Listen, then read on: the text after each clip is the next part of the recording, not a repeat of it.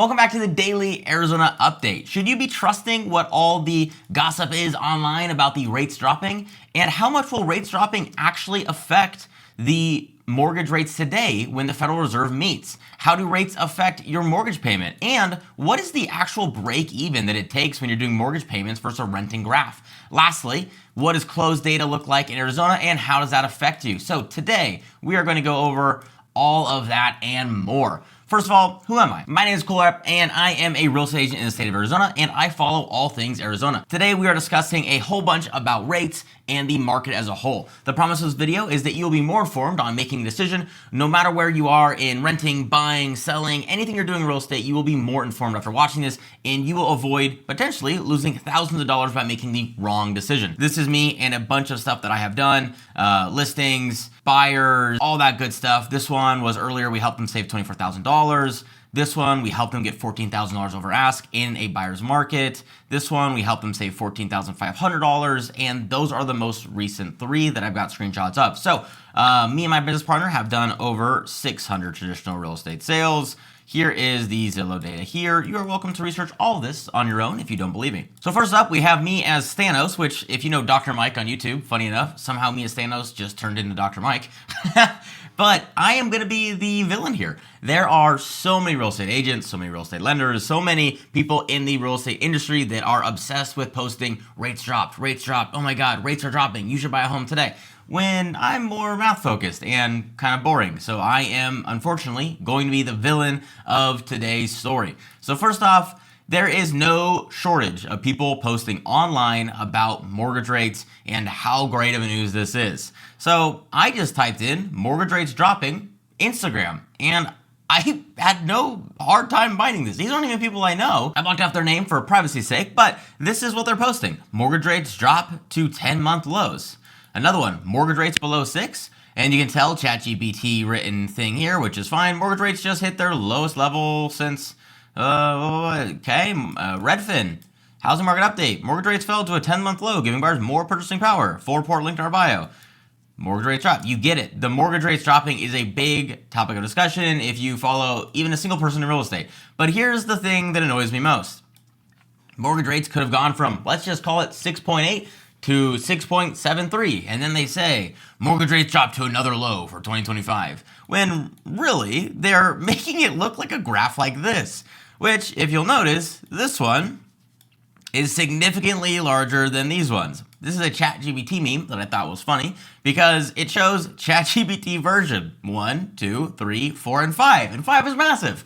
Well, because if you look here, they went 4.1 all the way up to 5. So typically when real estate agents or lenders or anyone in the real estate industry posts about rates, they make this big example because they'll say this kind of thing where it says mortgage rates drop to 10-month lows. Yes, if you compare anything to a small enough time horizon, it will look massive. So when you compare ChatGPT versions 1, 2, 3, 4, and 5, and then you make your graph like this, it looks like massive change. This is a ChatGPT graph that they actually shared. You'll notice here it says coding deception, which I'm not going to pretend like I know what that means, but they have 50 shorter than 47.4. And it's not even close to the same graph that you would assume. This 9 to 86.7 seems a little more reasonable, yet these graphs are really not all that far apart, other than this one is a little bit shorter. 2.1 to 4.8. Again, you could argue that these sizes are a little bit unique, but what are we looking at here? So, to me, online real estate agents are just creating a whole lot of noise, and they are using interesting ways of measuring rates and updates because none of this should matter, right? We can compare rates to longer horizons to get a better idea. And then you have here, which is real people on Reddit or bots. I mean, who's to say, right? But this is Fed rate cut. What would that mean for mortgage rates? And then the user had a long discussion of, I'm looking to buy a home and people are telling me that I'm going to be able to refinance soon. So should I buy something today? And they kind of walk through some questions, which this person didn't answer it entirely wrong. I would say for the most part, they're headed in the right direction. There is more nuance to it, but what they said was, we bought our place in January 2023. At the time, people were practically hysterical in the belief that rates would soon go down significantly. We had people swear that if we just waited just a month, 3 at most, we would get vastly better rate. We were vehemently assured that we would be able to refinance in no time. We did not believe it, and we budgeted on the assumption that our rate would stay at where it is for 5 to 8 years. Our mortgage rate is set at 5.8%, and most mortgages are around 6%. Pretty much nobody who bought their home at the time had seen a rate lower than what they offer in 2023. Yet, soon, and any month now, has turned into 2 years, probably before rates fell low enough to have any refinance make sense for us. So what they're saying is, 2 years ago, this post is from 10 days ago from me doing it today. This is a very recent screenshot. They said everyone was saying that rates would drop in 2 years, which a lot of people were. I know a lot of people, even some close to me, that bought a home with a 2-1 buy down because they assumed that they could buy their rate down and then ride it out until the rates dropped in that 2-year period and then they would be fine. But what happened was rates never dropped, and I don't believe they're going to. So when you're going into buying a home, you want to make sure you're working with someone professional, which I would love to help you if you're looking to buy or sell in Arizona, which this is beyond the point. If you're working with someone professional, they should be able to walk you through that because their rate buy down, had they done a 30-year buy down, could actually have saved them more than if they fronted it for those first 2 years. It's a math-based decision that we could have gone over, but they believe that they could afford the home because they could buy the rate down. This person made the correct decision, which was, I'm not going to listen to any of that. If I'm buying a home today, let me make sure that I can afford it next year and the year after and the year after and the year after, blah, blah, blah, blah, blah, blah. You get it. So today, what do the rates actually look like and where are we headed? Gustavo, this is by far my favorite comment, which I do not know if this was on the same thread. I can't remember at this point when I grabbed the screenshot, but he said, interest rates will surely go down, unless, of course, they go back up, which is, the best way we really can put it today. So now let's talk about the Fed's correlation with mortgage rates. Typically a discussion starts around why is the Fed not lowering rates? Why is the Fed not making a decision? Why is the Fed not acting? Why are they not moving? Trump says that he's gonna make the Fed drop the rates, right? All these things that I don't believe to be entirely true, but we can get into a decision here to make that. So the federal funds rate typically follows this little, this is the historical data point. So I don't want to say typically. Right here, we had historical low Fed rates. During 2020, we had even lower, which was part of the stimmy checks, and they were trying to revive the economy and all that good stuff. And now this is kind of where we are today. Mortgage rates bounce around in a very similar fashion, but not exactly the same. So what I did was I overlaid the graphs. All right, I realized that my graph was not perfectly aligned on the y-axis here. So I'm going to re-go back to the section where I overlaid the Fed graph and the mortgage rate graph. Mortgage rates are in yellow, which it kind of, hold on. Mortgage rates are in yellow and the Fed rate is in blue. So what you can see here is mortgage rates, for the most part, follow the Fed rate pretty well. You can see that when it rises, a lot of these peaks match, and then the downward trends typically follow as well. The biggest difference is with the Fed, when the rates are near zero, mortgage rates will not be near zero. Even though 2.5% you could consider as near zero for owning a home, it is not exactly the same. But here is the thing that is interesting. Sometimes with mortgage rates, they can either, one, bake in what they believe is going to happen, or they can react. So in this moment, the mortgage rates here reacted to the recessions that happened in the 1980s period. These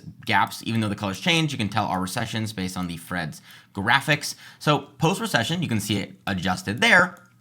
And then interestingly enough here, you can also see that it predicted some of the rises before it actually happened. So there's a small jump here, and then you can see a small jump there, as well as this trends a little bit sooner than the other Fed graph. So sometimes what happens is mortgage rates will make their decision on what they believe the Fed will do a couple months in advance. So the reason I bring that up is, let's say the Fed tomorrow were to say, we're going to drop this down to zero. Well, the mortgage rates would have already considered that, and what you're going to see that next day is not going to be drastically different. So the minute that the decision happens does not mean that mortgage rates will immediately be better, but in a few months after, in a lag cycle, not a lead cycle, this will adjust. So now we ask ourselves, what do mortgage rates actually mean for a monthly payment? The reason I mentioned earlier that I laugh when real estate agents post items like this, 6.44, 6.58, the reason why I think it is a little bit interesting or a little funny is the mortgage rates, they're only so different when it's the, let's call it 6.8 to 6.6, where the real meaningful changes when you have such a big difference here in your rate for a full point, from 4 to 5 to 6, these are $200 to $248 swings. These are massive, especially every month that they add up. But let's just say, for example's sake, if I pull up my calculator here and I enter what I already had was close to the same variables, but let's clear that out. 400. So this number is going to be the loan amount. This is going to be a 30-year mortgage. This is going to be your payment, but let's calculate it at a 4.1 rate. It is 1903 to 1926. For the most part, that's not that big of a deal. So when someone says, oh, I got a 6.8 rate and they're paying $2,500 a month, and then people on Instagram say, oh my God, time to get a mortgage because now they're at the lowest they've ever been, 6.7, believe me, boom. What is even, it was so small, I already forgot it. 2566 to 2593. So you are saving $30 a month, which you could argue every $30 a month adds up, and it is a big saving over a long enough period of time. But if you're watching this video, I love you, but I have a bit of a news flash for you. I know for a fact you are paying for a subscription service that is at least $30 a month that you are not using. So if that was the reason that is holding you back from getting a mortgage, then we could just go through your bank statements, delete that, and get you a house today. But no, it's not. The $30 is not what matters. So when real estate agents are online posting these things, I don't know if it helps or hurts us because it's just spreading information that is not all that helpful, in my opinion. I want to see a bigger, meaningful change. I don't want to see that it is technically 0.01% lower than it was last month. That part does not matter to me. So now, today, are we expecting the rates to actually have a meaningful change? One that is a big enough swing from a 6 to a 5 to a 4. Are we expecting that big of a change? Well, if we look at from the 1990s, this is the 30-year fixed mortgage average in the United States. What I want to look at is this. In the sections that I've highlighted purple, which is this highlights, right? These sections, these are grayed out sections inside. If I show you without the purple, in the Fred data, it points out that every gray section is a recession. This is the Gulf War, this is the dot-com boom, and then this is the 2008, everyone knows recession, the classic one that was an absolute banger for everybody, obviously. But the important thing to notice is the rates to the Fed, the 30-year mortgage rates, that is the only time that they have had a meaningful change. You can see here, from the 90s to the 2000s, there is generally, or let's call it 91 after March, I believe. There was a baseline that was set before the recession. Once the recession came, there were some effects. I'm sure the Fed stepped in. I'm sure that there was government things that happened, right, that set a new baseline. So now the rate is 6.5, roughly is the lowest you could get during this run. There were some periods here that were less ideal, but for the most part, this is our new baseline. Now, you call it the next recession, the dot-com boom. Right after, short increase, goes into a newer baseline. Now we're at 5. You could get something in the 5s, maybe even 5.1. Then we have the 2008 recession. That brought us from 5 now to, you could get as low as 4s. And you can see here that this is actually trending downwards. So you might have been able to get a mortgage lower than something in the 4s, which is better than the 90s, better than 2000s. So now I zoom in and I go finish the graph off. So imagine this is an arrow, picks it right up here,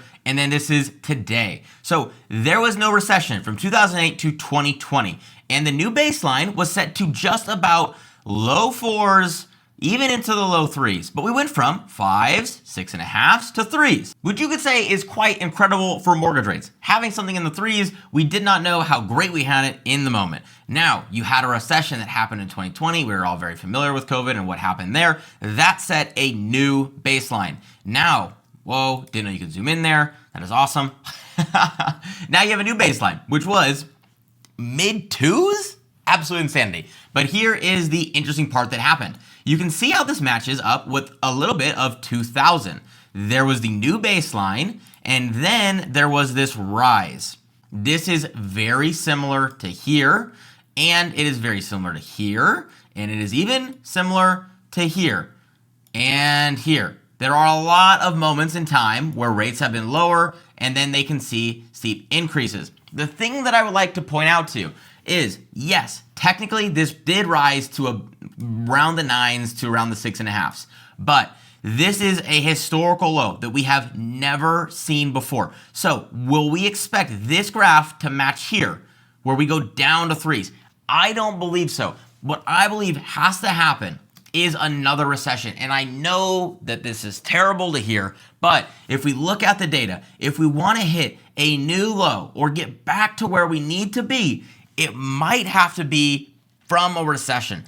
I don't know. I wouldn't want that. I don't know if we could set a new baseline that's even lower than 2.5. This is the part where it gets tricky because everything is new. There's AI, there's a bunch happening to the world that we don't really compare to the things in the past. All I try to do is look at what will be the same as ever. What I notice in history is this graph here, which is after recessions, rates hit new lows, and that typically is a new average. So my guess is this stays consistent. We see some up and downs. If I just had to guess, we're down here. Maybe we go down to the 5s, back up, maybe to the 4s. And then my guess is somewhere in the next 5 years, a recession happens and we drop back down to the 2s and the 3s. I don't want anyone to have to go through that. Prep today if you're worried. I am not guaranteeing that that can happen. I'm just unsure and I want to prep you. Mortgage rates might not be going anywhere. I don't want to be Thanos. I don't want to be the bearer of bad news. I just want to set realistic expectations. So you might be asking yourself, Cole, if you're going to have a recession in the next 5 years, why should I buy a home or should I rent a home? What should I do? The option is, well, I don't really care what you do. I would love for you to buy a home with me because that is my day job and I would love for you to work with me, but I want you to make the best decision for you and your family. So I put up a little bit of a graph that I'm going to explain here, which is if you want to buy a home, an average one in Arizona, it's going to be around $515,000. What would that look like if you were to buy it versus rent it? And when does the decision make sense where buying it is actually a far better decision for you? If that's what you're thinking about, I want to make sure you're making the right decision. So if you look here, 30-year mortgage, that's 360. 6.3%, that's our rate. $489,774. That is if you were to buy a $515,000 home, roughly, and put 5% down. That is a lowest possible conventional loan that you can get. Your monthly payment is going to be negative $3,000, which just means $3,000 a month. So why is that helpful? Well, the benefit of owning a home is you are making it so your cost of living is evened out over the years. You don't have this influence or this creep in inflation and all these things that happen around you. You are setting a standard of living. The reason why owning a mortgage and owning a home is so beneficial is you can have this payment. So let's just say your mortgage payment is $3,000 forever. This is what will happen to the dollar. It is going to be worth the same amount it is today, and then slowly it is going to be worth less, which means this is your mortgage payment if you are basing it off of the current value of the dollar. Your payment stays the exact same, but the dollar becomes less. So let's just say $1 used to be $1. In the future, $1 could be worth 25 cents. You've seen it in places where they are paying with thousands of dollars at the grocery store because the value of their currency has dropped so low. Where in America, the United States, there's a lot of variables, but technically a fiat currency always goes to zero, which is what the dollar is. So that is a benefit of owning a home. Typically, in that scenario, you would never want to not have a mortgage because you're expecting that the dollar will always be worth less, so you're locking that in. That is a whole separate game and a whole separate video. If you're interested in learning more about that, I can teach you a very high-level basic, but back to this point here. If you had a rental payment, you could assume that a rent is going to be around $2,300. There is going to be some variables to that. Some neighborhoods more, some neighborhoods less, but a conservative bet is if you buy a home for $515,000 right now with today's rates, you could get $2,300 a month for rent. If you assume the national average increase, which the source is here, you're welcome to look into it. There's a bunch of data. It says ipartymanagement.com. I can't tell you that's not the St. Louis Fed. I don't know for sure, but let's go with it because this makes sense. An average annual rate increase of 4.09% compounded since 1980. That is a lot of data, which means if you had your $2,300 a month of rent that you owe to your landlord every single month at 8.36 years, you are going to be paying the exact same amount as if you had bought the home 8.36 years ago. Here's the issue. If you now rent for 15 years, or 20, or 25, or call it a full 30, you are now paying significantly more depending on the home you're renting. But for the most part, if you had that same home still, you would be paying significantly more in rent than if you had just bought it those many years ago. And here's the other thing, at 30, your mortgage payment stops, assuming you didn't do any tomfoolery. If you're renting, this number continues and it only goes up. Just like GameStop, it only goes up. So the benefit of owning a home is if you are going to own the home, today's example, for at least 8.36 years, then it makes sense to buy, regardless of what's happening around you. As long as you can afford it today and you're not making a financial decision that is going to overstress you, that decision would make sense. Here is the issue. No one is going to listen to me or make it this far in this video. The next issue. Owners spend less time holding onto their homes. In Arizona, the average homeowner only holds onto their home for 8 years. What does that mean? Well, if they need to own it for 8.36 years, it never actually made sense. So if you want to be wealthy, if you want to be different from the typical 99% of Americans, you have to make decisions that are different than the 99% of Americans, which means you need to own your home for at least 8.36 years. And now don't even get me started today on people that are trying to buy a home with no down payment and then rent it out a year later and all they do is lose money. Don't even get me started, okay? If you're buying a home, living it for 8.36 years, then this will make sense to you, okay? Next, I want to get over to Arizona market data specifically. We are seeing all of the markets pick back up to being seller markets. Chandler's back up to 124. Scottsdale's at 124.6. Fountain Hills has a big increase. Paradise Valley, that market I don't really count, but yes, it is increasing. We are seeing good news across the board for markets that are not things like Maricopa and Buckeye. That is no surprise. The trend which started 6 weeks ago is still going as supply continues to fall and demand is rising. The average monthly change in CMI, the Cromford Market Index, is 9.4%, which is a tiny improvement over last week's 9.3%. 15 cities improved for sellers, only 2 improving for buyers. Maricopa and Tempe. Fountain Hills, Cave Creek, and Scottsdale are the big movers over the last month, while Paradise Valley is slowing down. Avondale, Gilbert, Chandler, Peoria, and Surprise are all up over 10%. We have 6 cities that are sellers markets and 4 that are balanced and 7 that are buyers markets. Why does any of this matter? Well, if you're looking to sell a home today, a lot of the supply has dropped off. It is now improved for you since it was over the summer 2 months ago, and we should see this continue as the weather drops. If you are a buyer, you should expect that things will be harder for you. There are still deals out there for you, as I have shown you here. There is proof. I got this one for $24,000 under ask. This one, $14,000 over ask when I represented the seller. And again, this one here, boom, $14,000 under ask for buyers. So when you're working with the right people, there will always be deals to be had, but just be aware of what you're doing. In this market, you need a real professional. Now, another thing that's interesting here is we are seeing cancellations rise. Why? This number here is 2025, and these are prior years. This one is 2024. Why does this matter? Well, this matters because you are seeing that sellers still have unreasonable expectations, which technically is going to be a good thing for you. Why is happening, right? Canceled dates is increasing. That's why the supply is decreasing, because people cannot sell. They remove themselves from the market, and that makes the market better for those around them that have priced well. So what's happening here is sellers have the expectation that their home is worth, let's say it's $1 million home, but they want to sell for 1.2. They go list it for 1.2. The agent, unfortunately, cannot convince them that their home is overpriced, and then they lose the listing, because real estate agents' job is essentially educating the seller to what the home is worth. There's a whole bunch of hoops you have to go through to get there, but at the end of the point, the agent that can convince the seller and show them what the home is truly worth is the agent that will sell the home. Nothing else really matters, and that's where the skill comes in, because the skill of changing a seller's mind is near impossible. So what is happening? Sellers are continuing to cancel because they are likely overpriced, they have false expectations, and agents are willing to take a listing regardless of if it's good or bad because they want it and they believe it's in their stat line. If they can get the listing, it'll sell, right? No. A lot of things you have to do to make it happen. So I wanted to look at one of my favorite neighborhoods in Arizona, and how does that compare, and what does that mean for you if canceled listings are increasing? So I go into Agritopia, again, one of my favorite neighborhoods in Arizona, and I just searched all the canceled listings in the last 365 days. These are all of them. only 12, but you can see here, it's a smaller pocket of a neighborhood. So what does this mean? Well, what I did was I went through every single home, I went into their history, and I said, did they relist their home since they've canceled it? So I went through all of these and I found 5 homes that did end up doing that. And you can see here, 3021, canceled, now they're active again with a 5% change.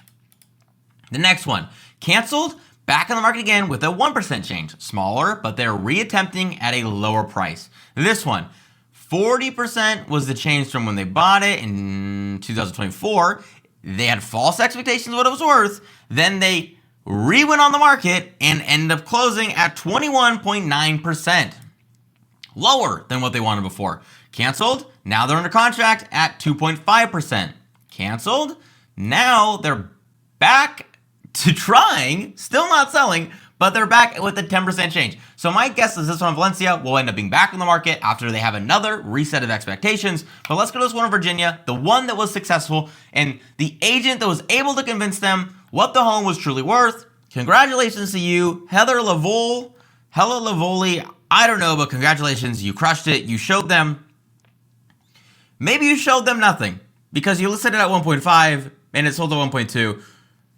Holly Flickinger and Martin Grodsky, congratulations on bringing a buyer with the correct expectations and doing a deal. Congrats to everybody involved. Honestly, screw it. Congrats to everybody. All right, this is what happened. People cancel a listing and they come back to the market with better expectations. So a deal can be done. This is under $300,000 of what they wanted, but a deal was done and this was closed. And it was somewhat recently too. Close of escrow date, 6/24/2025. I'm sure it's a beautiful home, but the market said what it was worth. None of this really matters. Again, I would love to live there. I'm super jealous, but I will be there one day and all that is okay. So my point in this, when you see cancel listings, this is good news for buyers because the home goes back to the market at a much more realistic price and you can get a better deal. This does technically reduce supply, which increases the market. So there is so much nuance. But generally speaking, if you see cancel listings, then those are ones that you can watch or have your agent reach out to and see, hey, would you still be open to selling? But maybe we sell it at what your home is actually worth today. That is where the market is headed. That is a lot of information. That is today's market update with the math wrap up weekend. God, it was exciting. I love these. If you like these and you made it this far, comment below. I hope you did because this was awesome. Man, more people need to see this stuff. I don't know. Peace out. See you tomorrow or next week if you're just a math person. Later, y'all.